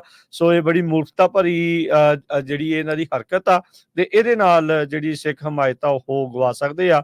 ਇਹ ਮਾਲਟਨ ਕੈਨੇਡਾ ਦੇ ਵਿੱਚ ਮਹਾਰਾਜਾ ਰਣਜੀਤ ਸਿੰਘ ਦਾ ਬੁੱਤ ਆ, ਜਿੱਥੇ ਇਹ ਸਾਰਾ ਕੁਛ ਜਿਹੜਾ ਉਹ ਬੇਕਿਰਕਰੀ ਕਹਿ ਸਕਦੇ ਆ ਵੀ ਇਹ ਪ੍ਰਦਰਸ਼ਨਕਾਰੀਆਂ ਨੇ ਮਹਾਰਾਜਾ ਰਣਜੀਤ ਸਿੰਘ ਦੇ ਬੁੱਤ ਦੇ ਨਾਲ ਕੀਤੀ ਹੈਗੀ ਆ। ਜੀ, ਸੋ ਬਿਲਕੁਲ ਸੋ ਤੁਹਾਨੂੰ ਦੱਸਦੇ ਜਾਈਏ, ਇਹਨਾਂ ਦਾ ਜਿਹੜਾ ਲੀਡਰ ਯਾਸਰ ਅਰਾਫਾਤ ਸੀ, ਉਹ ਤੋਂ ਪਹਿਲਾਂ ਹੀ ਸਿੱਖ ਬੜੇ ਔਖੇ ਸੀ, ਕਿਉਂਕਿ ਜਿਸ ਟਾਈਮ ਦੇ ਉੱਤੇ ਇੰਦਰਾ ਗਾਂਧੀ ਨੇ ਦਰਬਾਰ ਸਾਹਿਬ ਤੇ ਹੋਰ ਗੁਰੂ ਘਰਾਂ ਤੇ ਹਮਲਾ ਕੀਤਾ ਸੀ ਤੇ ਇਸ ਨੇ ਉਹਨੂੰ ਵਧਾਈਆਂ ਦਿੱਤੀਆਂ ਸੀ। ਪਰ ਸਿੱਖ ਇਨਕਲੂਡਿੰਗ ਬਾਹਰ ਵਸਦੇ ਵੀ ਜਿੰਨੇ ਪੰਜਾਬੀ ਹੈਗੇ ਆ, ਉਹ ਇਹਨਾਂ ਦੇ ਜਿਹੜਾ ਜ਼ੁਲਮ ਹੁੰਦਾ ਆ ਉਹਦੇ ਹੱਕ ਦੇ ਵਿੱਚ ਹਾਂ ਦਾ ਨਾਰਾ ਮਾਰਦੇ ਆ। ਪਰ ਜੇ ਉਹਨਾਂ ਵੱਲੋਂ ਇਹ, ਹਾਲਾਂਕਿ ਸਿੱਖਾਂ ਦਾ ਤਾਂ ਉਹਦੇ ਚ ਕੋਈ ਲੈਣਾ ਦੇਣਾ ਹੀ ਨਹੀਂ ਹੈ, ਨਾ ਇਜ਼ਰਾਈਲ ਤਾਂ ਫਲਸਤੀਨੀਆਂ ਦੇ ਵਿੱਚ, ਤੁਸੀਂ ਬਿਨਾਂ ਕਿਸੇ ਗੱਲ ਤੇ ਜਿਹੜਾ ਹੋਰ ਮਿਨੋਰਿਟੀ ਨੂੰ ਆਪਣੇ ਨਾਲੋਂ ਤੋੜਦੇ ਆ, ਇਹ ਬਿਲਕੁਲ ਸਹੀ ਨਹੀਂ ਹੈਗਾ। ਜੀ ਬਿਲਕੁਲ। ਸਮਾਂ ਆਪਣਾ ਜਿਹੜਾ ਉਹ ਸਮਾਪਤ, ਜਾਂਦੇ ਜਾਂਦੇ ਦੱਸ ਜੀ ਵੀ ਐਜੂਕੇਸ਼ਨ ਡਿਪਾਰਟਮੈਂਟ ਨੇ ਡੈਡਲਾਈਨ ਉਹਨਾਂ ਡੀਫਾਲਟ ਕੀਤੇ ਹੋਏ ਜਿਹੜੇ ਸਟੂਡੈਂਟ ਲੋਨ ਬੋਰਵਰਸ ਦੇ ਲਈ, ਜਿਨ੍ਹਾਂ ਦੇ ਉੱਤੇ ਸਟੂਡੈਂਟ ਲੋਨਸ ਆ, ਉਹਨਾਂ ਦੀ ਐਕਸਟੈਂਡ ਜਿਹੜੀ ਉਹ ਕੀਤੀ ਆ ਤਾਂ ਜੋ ਉਹ ਕਰੰਟ ਹੋ ਸਕਣ। ਫਰੈਸ਼ ਸਟਾਰਟ ਪ੍ਰੋਗਰਾਮ ਦੇ ਤਹਿਤ ਐਜੂਕੇਸ਼ਨ ਡਿਪਾਰਟਮੈਂਟ ਨੇ ਇਹ ਜਿਹੜੀ ਡੈਡਲਾਈਨ ਆ ਉਸ ਨੂੰ ਅੱਗੇ ਨੂੰ ਜਿਹੜਾ ਉਹ ਵਧਾਇਆ ਆ। ਸੋ ਜੇ ਤੁਹਾਡੇ ਉੱਤੇ ਵੀ ਸਟੂਡੈਂਟ ਲੋਨਸ ਹੈਗੇ ਨੇ, ਤੁਸੀਂ ਇੱਕ ਵਾਰੀ ਕਨਫਰਮ ਕਰ ਲਓ, ਮੇਕ ਸ਼ੋਰ ਕਰ ਲਓ। ਜੇ ਤੁਸੀਂ ਕੋਵਿਡ ਦੇ ਦੌਰਾਨ ਇਹਨਾਂ ਨੇ ਕਿਹਾ ਸੀਗਾ ਵੀ ਤੁਹਾਨੂੰ ਦੇਣ ਦੀ ਲੋੜ ਨਹੀਂ ਅਜੇ, ਫਿਰ ਬਾਅਦ ਦੇ ਵਿੱਚ ਚਾਲੂ ਕੀਤਾ, ਫਿਰ ਇਹਨਾਂ ਨੇ ਮਾਫ ਕੀਤੇ, ਫਿਰ ਅਦਾਲਤ ਦੇ ਵਿੱਚ ਕੇਸ ਗਏ, ਉੱਥੇ ਨਾ ਵੀ ਹੋਈ, ਬੜਾ ਕੁਛ ਜਿਹੜਾ ਉਹ ਚੱਲਦਾ ਆ ਰਿਹਾ ਲਗਾਤਾਰ ਐਜੂਕੇਸ਼ਨ ਡਿਪਾਰਟਮੈਂਟ ਦੇ ਨਾਲ। ਮੇਕ ਸ਼ੋਰ ਕਰੋ ਵੀ ਜੇ ਤੁਸੀਂ ਫਰੈਸ਼ ਸਟਾਰਟ ਪ੍ਰੋਗਰਾਮ ਦੇ ਤਹਿਤ ਉਸ ਦੇ ਨਾਲ ਜੁੜੇ ਹੋਏ ਆ, ਤਾਂ ਤੁਹਾਨੂੰ ਜਿਹੜੇ ਡਿਫਾਲਟ ਕੀਤੇ ਹੋਏ ਜਿਹੜੇ ਸਟੂਡੈਂਟ ਲੋਨ ਬੋਰਵਰਸ ਆ, ਉਹਨਾਂ ਨੂੰ ਬੁੱਧਵਾਰ ਤੱਕ ਦੀ ਸਵੇਰ ਦਾ ਜਿਹੜਾ ਉਹ ਵਕਤ ਮਿਲਿਆ ਆ ਵੀ ਉਹ ਕਰੰਟ ਇਸ ਦੇ ਵਿੱਚ ਹੋ ਜਾਣ, ਤਾਂ ਜੋ ਉਹਨਾਂ ਦੀ ਜਿਹੜੀ ਕ੍ਰੈਡਿਟ ਰੇਟਿੰਗਸ ਆ ਉਸ ਦੇ ਉੱਤੇ ਜਿਹੜਾ ਉਹ ਅਸਰ ਨਹੀਂ ਪਊਗਾ, ਡੈਲੀਕੁਐਂਸੀਜ਼ ਦੇ ਉੱਤੇ ਜਿਹੜਾ ਉਹ ਅਸਰ ਨਹੀਂ ਪਊਗਾ। ਸੋ ਮੇਕ ਸ਼ੋਰ ਕਰ ਲਓ, ਤੁਹਾਨੂੰ ਬੁੱਧਵਾਰ ਤੱਕ ਦੀ ਸਵੇਰ ਦਾ ਵਕਤ ਦਿੱਤਾ ਹੈ ਐਜੂਕੇਸ਼ਨ ਡਿਪਾਰਟਮੈਂਟ ਨੇ ਸਟੂਡੈਂਟ ਲੋਨ ਬੋਰਵਰਸ ਨੂੰ, ਜਿਹੜੇ ਫਰੈਸ਼ ਸਟਾਰਟ ਪ੍ਰੋਗਰਾਮ ਦੇ ਤਹਿਤ ਪਹਿਲਾਂ ਜਿਹੜੇ ਡਿਫਾਲਟ ਕਰ ਗਏ ਸੀ, ਵੀ ਭਾਈ ਉਹ ਆਪਣੇ ਆਪ ਨੂੰ ਕਰੰਟ ਕਰ ਲੈਣ। ਹੁਣ ਲੈਣੇ ਜੀ ਇਜਾਜ਼ਤ, ਸਭ ਨੂੰ ਹੀ ਪਿਆਰ ਭਰੀ ਸਤਿ ਸ਼੍ਰੀ ਅਕਾਲ।